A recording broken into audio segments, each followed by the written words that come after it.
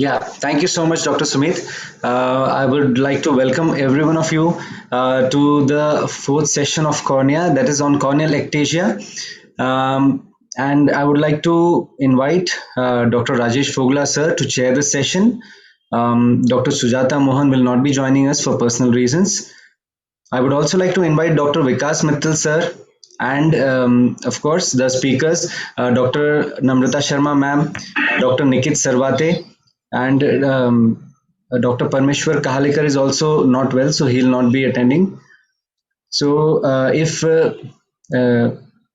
you all are present, we can start with the first talk, which is my own talk, and I'll be speaking on keratoconus and five pearls revisited. I'll just share my screen. Please start, Anupam. Please start. And thank you for making a wonderful session of corneal ectasias.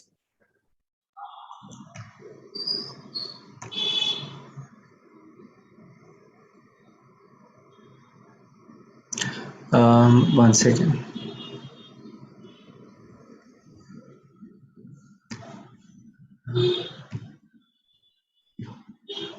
Why?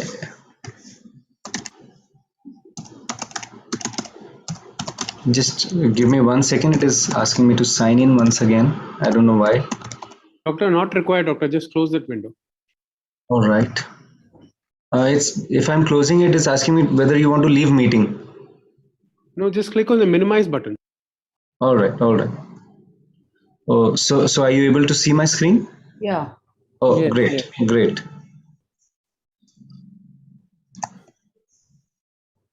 Okay, so good morning and welcome everyone once again. I would be speaking on keratoconus 5 pearls revisited. This is basically a simple talk, keeping just the basics in mind for a comprehensive ophthalmologist, and I have no financial disclosures to make.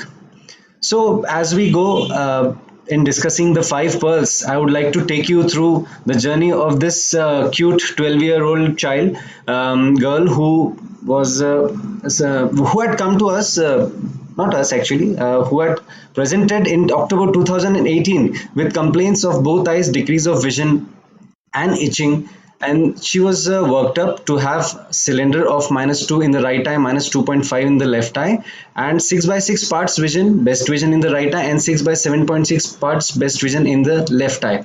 At this point, she was just prescribed glasses and medications for allergy were given. But she was lost to follow up, and she came 9 months later in June 2019 when a severely increased cylinder was noted, -3.5 in the right eye and -8 in the left eye. At this point, a very frank clinical evidence of keratoconus was also seen, and the patient was referred to a cornea specialist at this point. So let us halt the story for just a couple of seconds and just see there were 2 points which probably could have hinted us towards diagnosis of ectasia. One was a cylinder with less than 6 by 6 best vision, and also a history of chronic eye rubbing. So definitely these are factors which should have been kept in mind, and a topography could have been done in the first visit itself, could have hinted us towards diagnosis of an ectatic disorder. So this brings me to the first pearl, that is catch them young. It is a very common thing to be seen in patients with eye rubbing and also in a younger age group. So anybody, when you have specific points in front of you, like a best vision of less than 6 by 6 with presence of cylinder, or a progressive cylinder seen in consecutive visits, or a best vision of less than 6 by 6 with high cylinder in case of chronic eye rubbing. Also, when you have a sibling with diagnosed keratoconus, have a greater suspicion in other siblings, and high cylinder variability with objective refraction. So, when all these points or any of these points are present, please keep in mind the possibility of ectatic disorder in mind and go to the next step, that is topography or tomography documentation of the corneal shape and thickness. So this is a very important and revolutionary imaging technique, which is sort like the MRI of the cornea and gives us the details of the cornea in a very precise manner. A lot of topographers and different techniques of topography are available in today's practice, and definitely among the projection based and elevation based tomographers, definitely more information is given by the elevation topographers like the OBSCAN, the Pentacam Oculizer, or the Galili. The elevation based systems give us two very big advantages over the projection based systems, that is the ability to measure the posterior corneal surface and a detailed pachymetry map point by point. These are two extremely important points which help us in different ways in dealing with keratoconus patients and the subsequent management. So for our coming back to our patient, her right eye 2019 June scan shows a K1 and K2 value of 51.7 and 53. And her left eye scan, which has a more severe affection of keratoconus, shows a K1 and K2 values of 60.7 diopters and 67 diopters. These are Pentacam scans. Since I use the Pentacam in my routine practice, I am used to these scans. So what we did was we advised her sequential corneal collagen cross-linking in both eyes, and she underwent cross-linking first in the left eye in August 2019. So this brings us to the next step, that what is collagen cross-linking. Collagen cross-linking is a revolutionary method using which we can increase the sturdiness and mechanical stability of the corneal stroma in cases of ectatic disorders and prevent or slow down the change or in the deformation in the shape of cornea. So this is a very important technique for progressive keratoconus. Probably this is the only technique which can be helpful in stopping the progression of keratoconus. There are various protocols based on pachymetry and the way we want to go ahead with it, and a result is very fabulous. You will be seeing in the subsequent slides how corneal collagen cross-linking has helped this patient.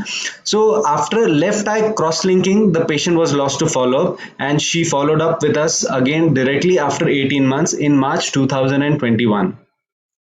Now, when we look at the right eye and we compare the scan in March 2021 to the one in 2019, there is a significant increase in K1 and K2 values, 51.7 diopter to 58.3 and 53 to 65, almost an 8 diopter increase in both the K values in the right eye.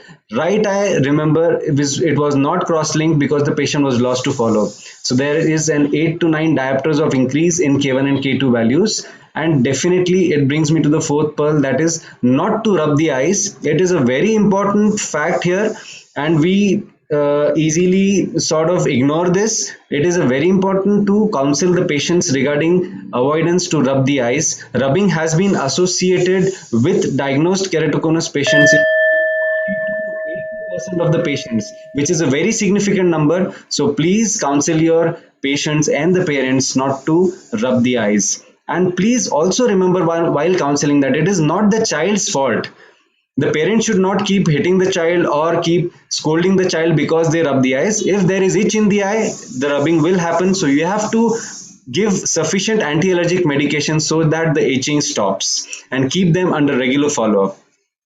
Let us come to the left eye scan in March 2021, and if you compare it to the one in 2019, it shows just a 1 to 1.2 diopter increase, which is a very less increase compared to the 8 diopter increase of the right eye. So we can clearly see the effect of corneal collagen cross-linking in the left eye. Only a 1 diopter or 1.5 diopter increase, which is a significant lesser increase. So please keep in mind the importance of timely cross-linking and the way it has benefited this patient. After adequately controlling the allergy and eye rubbing in this patient, we will go on to the next step, that is vision improvement using the contact lenses. Contact lenses is a very important and integral part of keratoconus management, and of course there is a mass confusion because of so many types of contact lenses being available to us in the practice right now. There are RGP contact lenses where you can have different fittings of 3-point touch being the ideal one. You can have rose scale lenses with a multi-curve design. You can have the piggyback lenses, and more recently the miniscleral or the corneoscleral lenses which are being available. This one is my personal choice because of the immense comfort that it gives to the patient in using, compared to the traditional RGP lenses which are relatively not easy to use.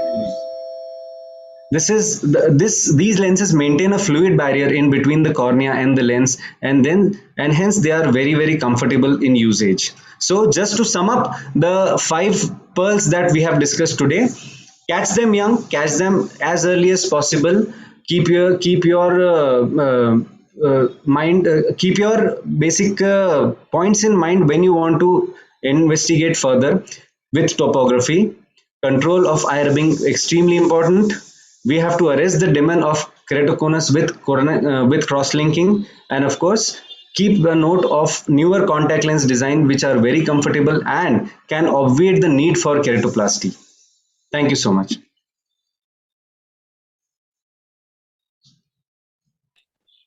Thank you, sir.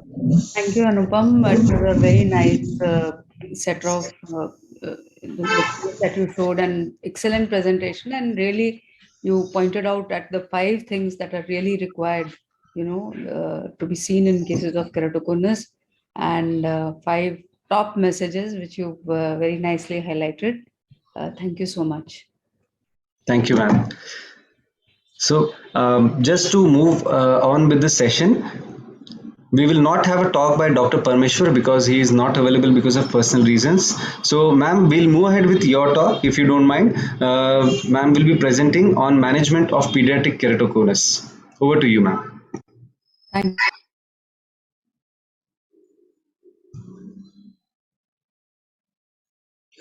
You are mute, ma'am. Please unmute yourself. Thank you, Anupam. It's always been a pleasure and privilege to be part of MOSCON, MOSVIRCON, in fact, today as it is called. And I would be talking to you about management of pediatric keratoconus. I would like to thank Dr. Lane, Dr. Ragini, Sumit, Anupam for making me a part of this excellent session. And I didn't catch that. Could you try again? sorry. It's okay. Okay. So I think management challenges in cases of pediatric keratoconus are different because it has to be diagnosed generally, because we don't tend to diagnose it before adolescence. Then you have to manage other ocular comorbidities like VKC. There can be frequent eye rubbing, which Anupam has already discussed. Then you have accelerated progression as compared to adults, 88%, and keratoconus in children is significantly more severe at diagnosis, 28% in stage 4 versus 7.8% in adults. Also, if you have to do keratoplasty, it has a poor prognosis, and you have to manage other ocular comorbidities with corneal transplantation as well. And it also affects the social and the educational development of the child. As far as the diagnosis is concerned, the ophthalmoscopic signs are more frequent in children, 42% as compared to 30% in one study. Asymmetry of keratoconus is more significant in children. Cones are more likely to be centrally located in pediatric patients, and so possibly collagen cross-linking may be more beneficial. The scarcity of functional complaints in children, especially at 8 years, so it becomes difficult to diagnose. Visual loss is most often unilateral or very asymmetric and can be missed. And higher accommodative power in children may compensate for distortions induced and so delay the onset of functional complaints. We did publish our review article on treatment algorithm for the management of keratoconus, which may be only slightly different for children, but basic principles, they remain the same. Role of collagen cross-linking have again been highlighted in the previous talk. It is the treatment modality for progressive keratoconus at early stages, stabilizes the progression of disease. Excellent safety profile proven in adults, and I think now more studies in the pediatric age group as well. And this concept of collagen cross-linking is very well known to us, and also its mechanism. And generally, when there is a progression of keratoconus, which is seen by keratometry more than 1 diopter change over 1 year, or astigmatism more than 0.5 diopter over 1 year, or change in thinness pachymetry by more than 20% over 1 year, then we do like to cross-link these eyes. Of course, the contraindications are as shown here, and corneal thickness less than 350 microns is now only a relative contraindication, with the sub 400 micron protocol very much in place, which of course needs to be tested. So the treatment protocols which have been studied in children are conventional collagen cross-linking or accelerated collagen cross-linking, where the treatment time is only is much reduced, and then you have the transepithelial collagen cross-linking, where the epithelium is not scraped off. Conventional cross-linking is of proven efficacy in most studies. Accelerated collagen cross-linking reduces the time considerably, so compliance would be better. Transepithelial cross-linking, although is more comfortable for children, but is a little less efficacious as compared to the conventional ones. Now, like I said earlier, the topographic cones, they are located more centrally in pediatric eyes, and pediatric corneas do show more corneal flattening and improvement in their visual acuity when adults, results of adults versus children were compared. And then these are the various studies which have been shown to give good results of accelerated collagen cross-linking in children, which did show even that the corneal abrasions improved. And this was a 7-year follow-up study in treated versus non-treated fellow eyes. And there were 60 such eyes, and the progression rate was 26.6%. In those 8 untreated eyes deteriorated and underwent collagen cross-linking, while only 1 treated eye required an additional cross-linking.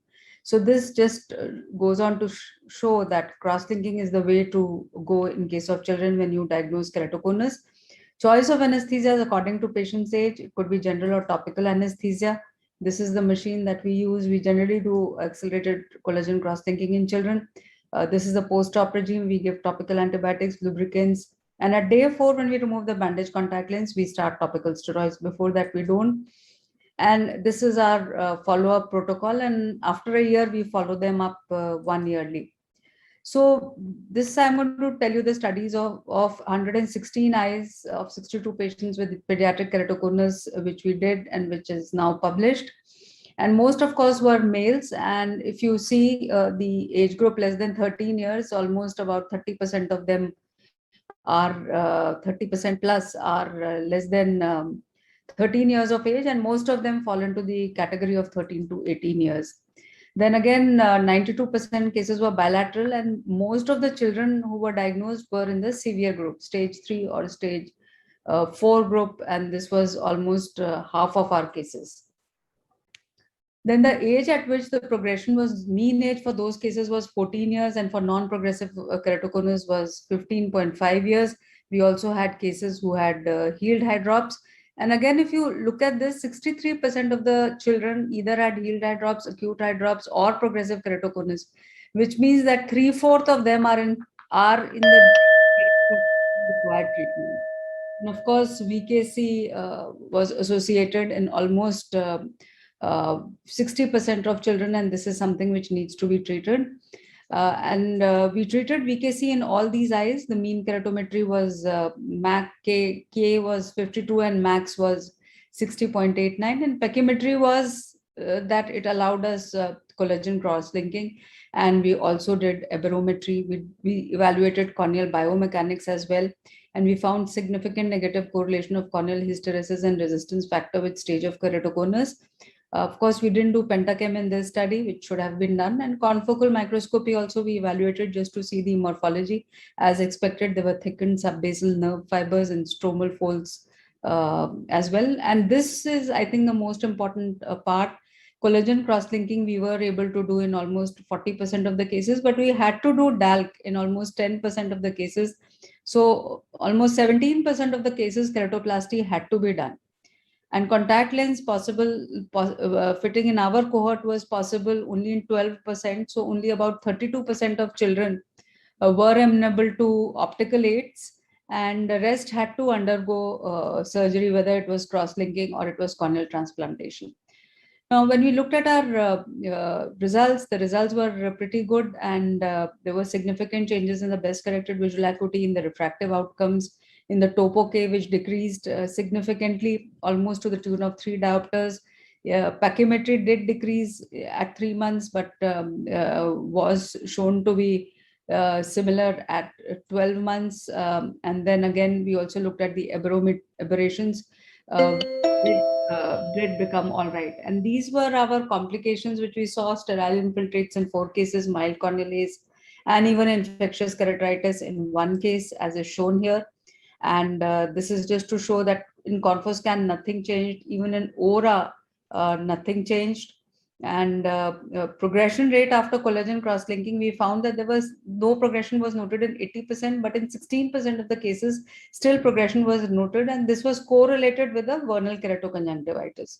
So in those cases who have VKC, who keep rubbing, there can be progression. Of course, we did do DALC and PKP in these cases, and one case even developed acute hydrops after collagen cross-linking, which is again surprising, but which we are going to report. And these are our results of penetrating keratoplasty. DALC, as expected, the visual outcomes, refractive outcomes, and the topographic outcomes did improve. In a few of our cases, we had to give C3F8. So our experience with the accelerated collagen cross-linking was that it halted progression in 80% of the cases and improved BCVA, UCVA, and total higher operations at the end of the 12 months. And this is just to show the Pentachem, how it improved in pediatric eyes. And this is a case which is showing progression of keratoconus even after collagen cross-linking. So Kmax is 54.5 and it has increased by 1.6 diopters despite cross-linking. We compared our cases of VKC and non-VKC eyes, and we found that VKC eyes had more advanced presentation, steeper corneas. Otherwise, all the parameters were similar, and there was more sterile infiltrates in these cases and more progression also. Progression that we saw in only one case after collagen cross-linking happened in one case which had been cross-linked, was a case of VKC. And again, so to conclude, in children, the keratoconus is more advanced. It progresses much faster. You do require a frequent follow-up. I think it is best to do collagen cross-linking at presentation. Accelerated collagen cross-linking is efficacious, and progression can occur despite cross-linking because the collagen turnover rate is about 7 to 8 years. And in this case, of course, our follow-up period was only 2 years, and despite that, it occurred. And eye rubbing should be discouraged, and VKC eyes can have sterile infiltrates. So thank you very much for your kind attention. Thank you very much, ma'am. That was a very, very elaborate and huge experience sharing with us. Thank you so much. Just a quick question. Are there specific guidelines that you keep in mind while deciding which patients to wait for documenting progression, or which patients to directly go ahead with cross-linking the first visit itself? So I think in children who have a family history of keratoconus, or in children who have fellow eye acute eye drops, those cases you will not wait at all. But having said this, earlier we would document progression and then cross-link. But now, say if the child is young and you know that 8 years, 10 years, 12 years, they are likely to progress as they reach their adolescence, it is best to cross-link them at the time of presentation itself. Thank you so much. We can move on to the next talk, which is by Dr. Nikit Sarvate. Over to you, sir. You can please take the mic.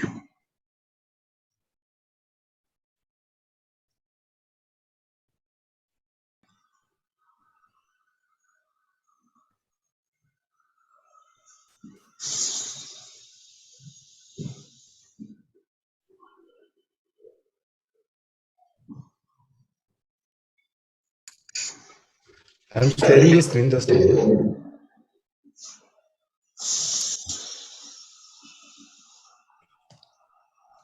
Meanwhile, if there are any questions for ma'am, we can take questions now.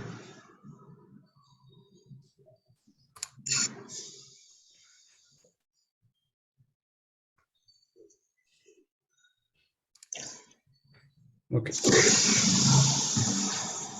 Should I start sharing now?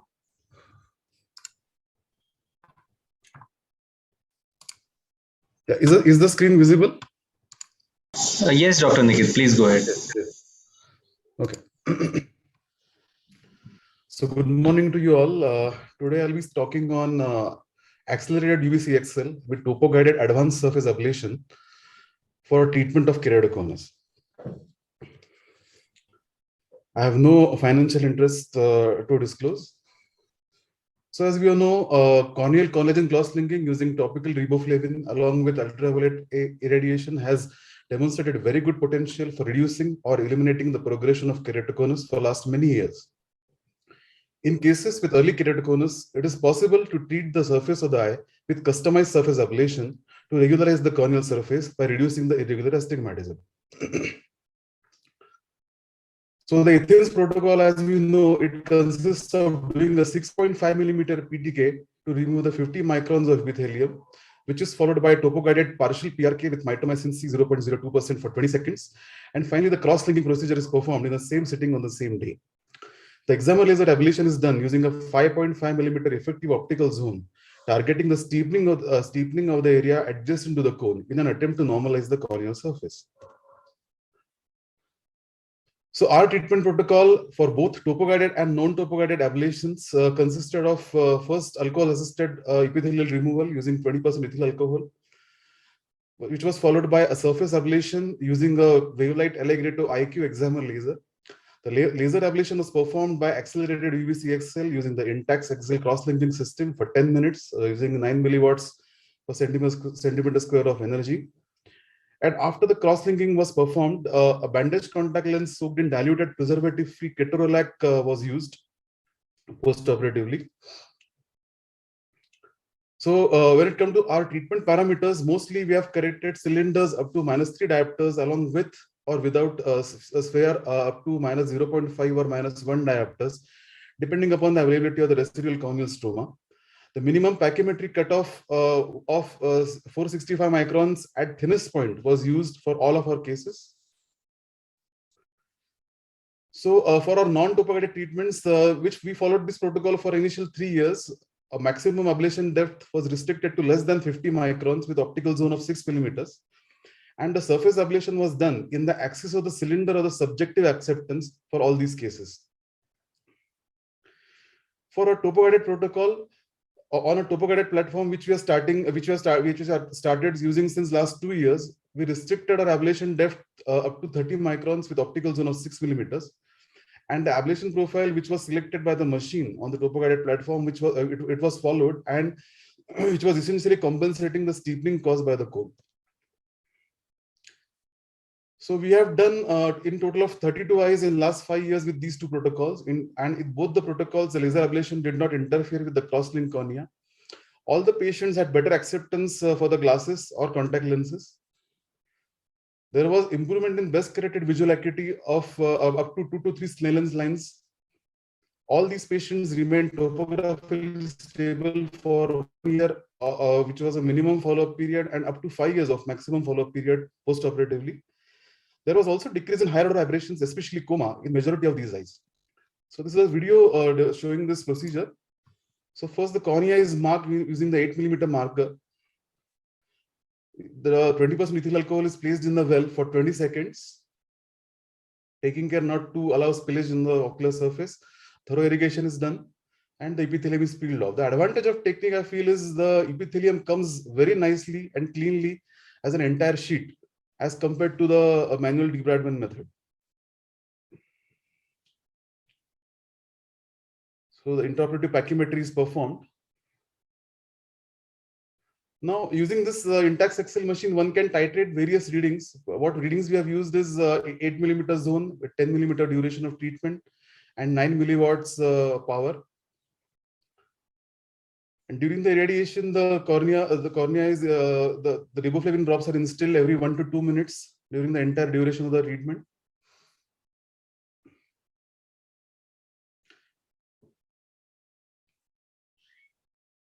And after the treatment is over, the ocular surface is thoroughly irrigated, and VCL soaked in preservative-free ketorolac is placed on the cornea. We have been using this since last 1.5 years, and we have found a very significant improvement post-operatively, especially the pain component. The patients are much more comfortable on the first post-operative day. Now coming to a few case scenarios. So this is the first case of keratoconus with asymmetric bota and skewing. And as we can see, after the combined treatment at 3 months follow-up, the cone has slightly flattened, and it has further flattened and regularized at 6 months following the 6 months post-treatment. If we compare the aberrometric maps at pre-treatment and 6 months follow-up, there is significant reduction in higher order aberrations, especially coma, as we can see in these two maps.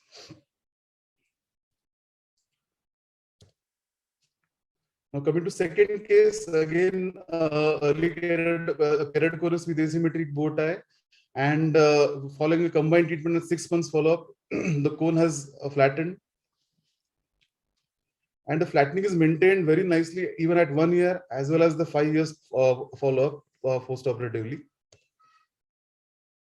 If we compare the aberrometric maps pre-treatment and after 5 years of treatment, you can see subsequent decrease in the higher order aberrations like coma in between these two maps. This is the third case. Again, isolated early keratoconus, but following a combined treatment of 6 months, the cornea is very nicely regularized. The cone has flattened very nicely. And we can see a significant difference in coma, significant decrease in coma pre-operatively and post-operatively. We can compare between these two pie charts. This is the fourth case. This is not a keratoconus, but this was a case of advanced pellucid marginal degeneration, for which we did a combined treatment. And we can see at 6 months follow-up, the cornea has flattened, the amount of astigmatism reduced significantly. Even the higher order aberrations reduced before and after the treatment. So to conclude, combined treatment of advanced surface ablation with UVCXL results in improved visual outcomes, possibly because of decrease in the higher astigmatism, along with the reduction in the higher order aberrations in these corneas. Our initial non-topo-guided protocol also showed a very promising and stable outcomes, which were equivalent to our topo-guided protocol. Non-topo-guided combined treatment can be considered in cases, especially where we do not get a repeatable topographic readings as required by the examiner laser, especially when the apex of the cone lies beyond the central 6.5 mm optical zone.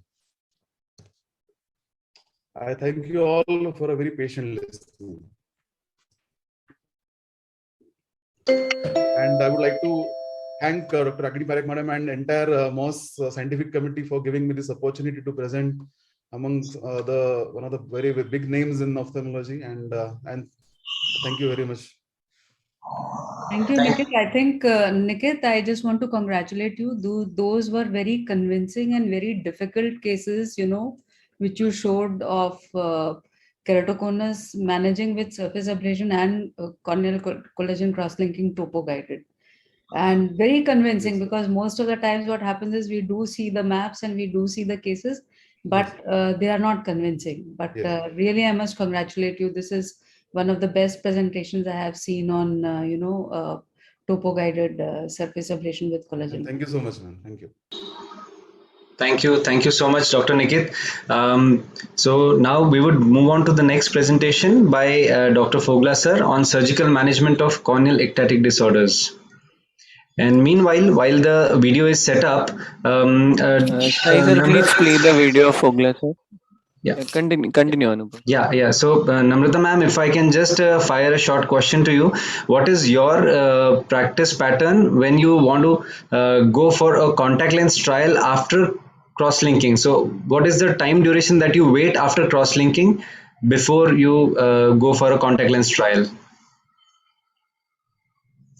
Please unmute yourself, ma'am. Normally, we like to wait for at least 3 months before we do contact lens trial, because that takes care of the healing, etc. And we've seen that we are able to fit them better, because the contact lens fitting definitely improves after collagen cross-linking. Yeah. So that is again something which you can tell the patient that your contact lens fitting. We did a thesis and we published those results also. So definitely there is an improvement. Right. Thank you so much.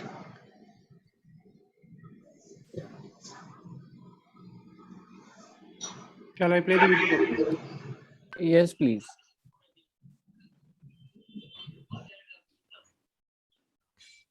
Hello, everyone. I shall be talking about surgical management of corneal ectasia. I have no financial interest to disclose. Corneal ectatic disorders comprise of keratoconus, post-refractive surgery, ectasia, pellucid marginal corneal degeneration, and keratoglobus. In the surgical options, you can perform penetrating keratoplasty, deep anterior lamellar keratoplasty, stromal augmentation, and customized corneal surgery. I shall be covering the DALC, stromal augmentation, and the customized corneal surgery in this presentation. Deep anterior lamellar keratoplasty replaces 90% of the corneal stroma with donor tissue and has the advantage of preserving the host endothelium. There are two basic techniques: the common big bubble technique, which utilizes stromal air injection, and the manual dissection, which is near Decimet's. These are the various steps of big bubble DALC. A sequential air injection is useful to achieve the desired size of the big bubble and avoid a spontaneous rupture. So you initiate the big bubble, and then you do a paracentesis to release aqueous and lower the intraocular pressure, following which the bubble can be expanded to the desired size. The same bubble can also be created by injecting viscoelastic into the stroma. So in this case, you will see that cohesive viscoelastic is injected into the deep stroma, resulting in formation of a type 1 bubble, which instead of air is filled with viscoelastic. This is the postoperative outcome of DALC, which is pretty good and retains the healthy host endothelium. This is the same DALC surgery performed using femtosecond laser to make the initial cut. So the shaped incision, like a mushroom or a zigzag, allows better graft-host junction apposition and induces lower amount of astigmatism matter. That's the postoperative corneal topography, showing a fairly regular corneal surface. If you have scars involving the Decimet's membrane, then the big bubble DALC may not be advisable. In such situation, we go ahead and we do a manual DALC, where after the trephination, the cornea is debulked, about 40 to 50% of the corneal stroma is removed, after which we make a peripheral pocket, and then a stromal pocket forceps is used to create a track along the trephination margin, and this is carried along for more than 180 degrees, both clockwise and anti-clockwise. After which you can use something like the Malbrun's peeling technique, where your left hand is trying to peel the stroma and the right hand of a stromal dissector that's basically breaking the stromal fibers. And thereafter you put a donor tissue in position. So this is the same case. You can see postoperatively has a fairly clear cornea with minimal residual stromal bed. And on OCT, you see that the thickness is only about 30 microns. So this is a flow chart on decision making, whether you do a big bubble DALC or a manual DALC. This is a stromal augmentation technique that we started performing back in 2014-15. And here we are using the femtosecond laser to create a 9 millimeter stromal pocket at 200 microns depth, after which we implant a 100 micron stromal lenticule, which includes the Bowman layer. In the initial cases, we also cross-link the lenticule prior to implantation with the objective of reducing the stromal keratocytes so that the risk of stromal rejection can be minimized, and also to try and strengthen the stromal collagen so that the keratoconus progression can be halted. So this is the same patient in the early postoperative appearance. And if we look at this patient, 19-year-old female with keratoconus, unable to tolerate contact lenses, best corrected vision was about 618. And you can see post-stromal augmentation, this 5-year follow-up, still maintains 6/6 vision. And if you look at the difference map, you can see that there was almost 6 to 7 diopters of central flattening, and the central cornea has become more regular. That's the appearance 5 years after stromal augmentation. Looks pretty clear cornea. This is again the difference map showing you before and after the lenticule. You can see the inferior cone is now become more centrally placed, and that's the difference map showing you the central flattening, the change in the higher order and the coma pre and post lenticule, and that's obviously the thickness from 416 has increased to above 500 post lenticule implantation. Very advanced keratoconus like this, like a keratoglobus, you can go ahead and do a large diameter DALC. So here we do first a conjunctival peritomy, preserving the limbal. So we made a 6 millimeter partial trephination. make a peripheral groove, and then we dissected center to periphery. And thus the donor tissue prepared with 1 to 2 millimeters of scleral rim. After this is completed, the donor is secured in position, and after which we close the conjunctiva on top. That's the post-operative appearance. And you can see this patient has completed 4 years of follow-up with fairly good outcome. That's the pre and post-op in shine plug images. You can see very thin cornea pre-op, and post-op it's much better. A similar case wherein we had a patient with huge ectasia. So here we did a large diameter DALC and combined it with a central endothelial keratoplasty as well. And this is the post-operative appearance. You can see that the cornea looks pretty clear with a normal curvature and doing very well. This is recently we saw a patient who has had a radial keratotomy earlier, followed by a cataract surgery, now has thinning and ectasia with a lot of scarring. So we did the same large diameter DALC combined with the central endothelial keratoplasty, and this patient is also doing very well. So basically, in conclusion, the surgical options vary with the disease severity and the extent of corneal involvement. DALC should be considered whenever the endothelium is healthy. For the big bubble DALC, surgical techniques still are evolving to ensure greater success rate. The pre-op evaluation and surgical planning is essential to minimize complication. Femtosecond laser technology with integrated OCT may definitely help improve outcomes in future. Thank you. Thank you for your patient hearing.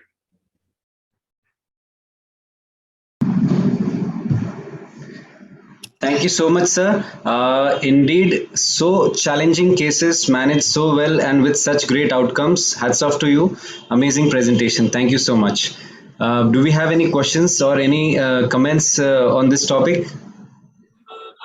Actually, Anupam sir, Rajesh sir had to leave for some commitment. Okay, So okay. he is not available. Vikas sir's talk is the last in this. Okay. So maybe we can finish Vikas sir's talks and then we can go for discussion. Do we have Vikas sir online also with us? Yeah, sir is there online and his presentation is here. Please start Okay. the video. Yeah.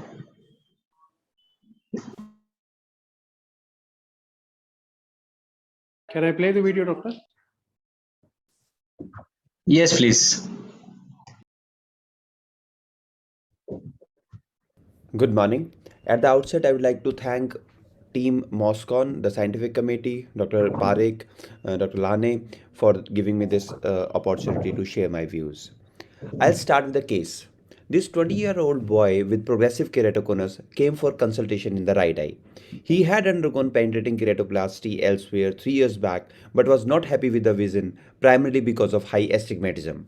He was using scleral lenses for visual rehabilitation. This was a pentacam image. As you can see, it's a frank keratoconus, keratometry more than 60 diopters, and pachymetry around 300 microns. So we have a 20-year-old boy, progressive keratoconus, with 300 microns cornea. So what we can offer him? Cross-linking at 300 microns can be very challenging. Is there anything else other than DLK or PKP that we can offer him? Bowman layer transplantation has been in vogue for 7-8 years, and it was reported first by Melis group. The rationale behind this surgery is Bowman layer is found to be fragmented in keratoconus. So what they found was, after transplanting Bowman layer, there was stabilization of ectasia as well as reduction of ectasia in few cases. This was the outcome that they have reported is quite encouraging, and it looks pretty good. But this is surgically challenging, and that may be the reason that it has not been adopted world over. So the other technique that has been found effective was transplant of SMILE lenticule into the keratoconus cornea. So here again, for 5 to 6 articles are there. What they found was this lenticule, which is transplanted into the anterior stroma, it is pretty safe and doesn't have much of the issues related to interface. There was stabilization of ectasia, and as well as some reduction of ectasia has been reported. What we did was a combination of these two techniques. We harvested anterior 180 to 200 microns from optically clear donor cornea using femtosecond laser, and same femtosecond laser was used to create a pocket in anterior 130 microns. and this harvested graft was transplanted into this anterior stromal pocket. Since it has both Bowman layer as well as anterior stroma, we call this Bowman stromal inlay. Let's see how the surgery is done. First, patient eye was docked 9.5 to 9.7 millimeter in diameter. Side cut energy was reduced to minimal, and this width of this tunnel was increased. Then donor eye was mounted on artificial anterior chamber. The plan was to create anterior 180 to 200 microns of cap. Epithelium was removed using alcohol. Limbus was marked so that your cap is within this marked area.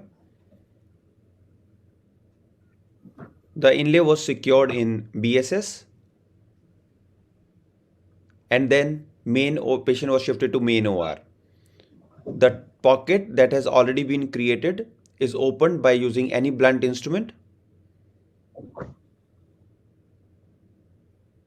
Then the inlay was loaded on a routine IUL injector with Bowman layer side up. A few drops of BSS was injected into the tunnel before injecting the inlay, and then the inlay was injected into the stromal pocket. The feel is somewhat similar to DSEC graft. It can be unfolded and centered using surface massage, and as you can see, the feel is almost like our routine DSEC graft, and surgery is over.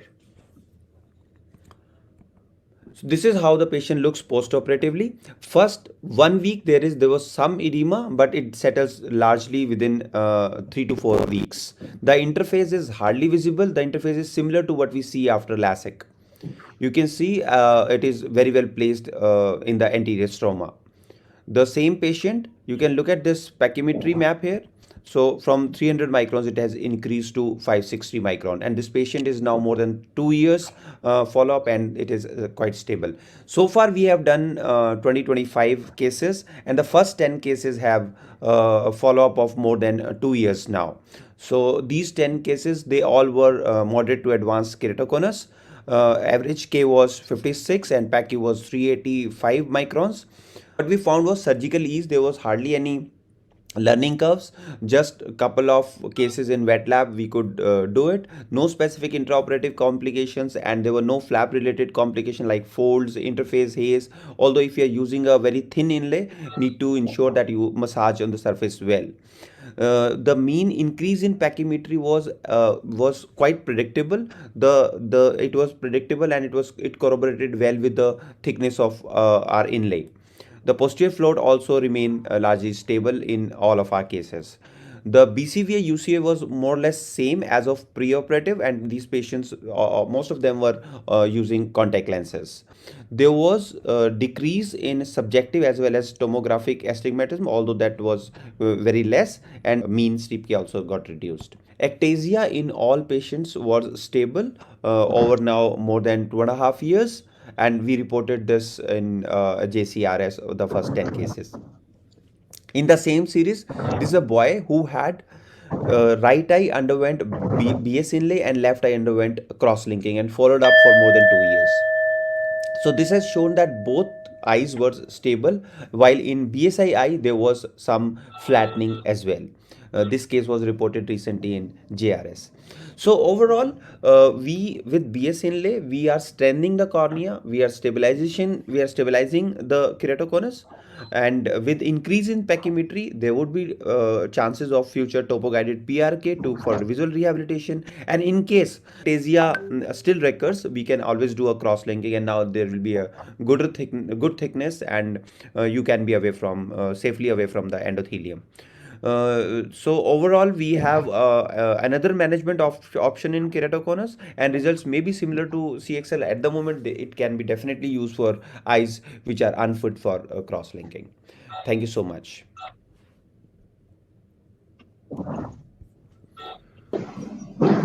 Thank you so much, Dr. Vikas. Good And morning. At the outset, I would like to thank Team MOSCON, the scientific committee, Dr. can we Parekh, Dr. can we Lane pause the video, for please?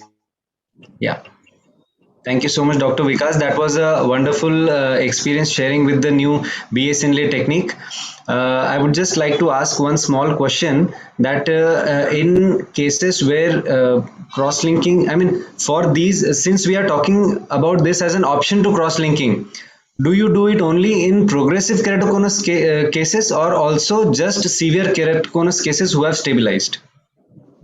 Okay, so Anupam, initially we have done it only for patients who were unfit for CXL, but we have done it in a few patients who were stable also. And what we found was for advanced keratoconus, there was some flattening, but what we couldn't achieve so far is the flattening of surface. Although stabilization we could achieve in all the cases. Okay. So, but then there is a possibility of changing the power of this inlay. You can do PTK on some side and do that. You Right. can customize your inlay also. That's what Right. we tried in a couple of cases recently. So Right. there you can, maybe in coming days we would be able Yes. to change the surface the way we want. Right. So it lays down a foundation for multiple possibilities in the future. Right. That's right. Very true. That's Sir. right. Very true, sir. So Thank you so much for your talk. Do we have any questions or comments till now?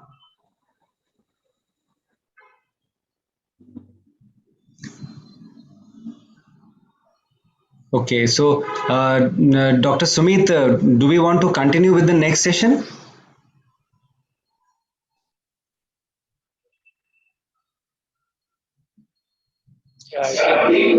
Yeah. Okay. So just to wrap up this session, I would really like to thank all the speakers and all the people on the dais like Dr. Fogla sir, Dr. Mittal sir, Dr. Sharma ma'am, Dr. Nikit. Thank you very much for taking out time and gracing this part of the conference with really nice cases and information sharing. Thank you very much. Thanks. Well conducted.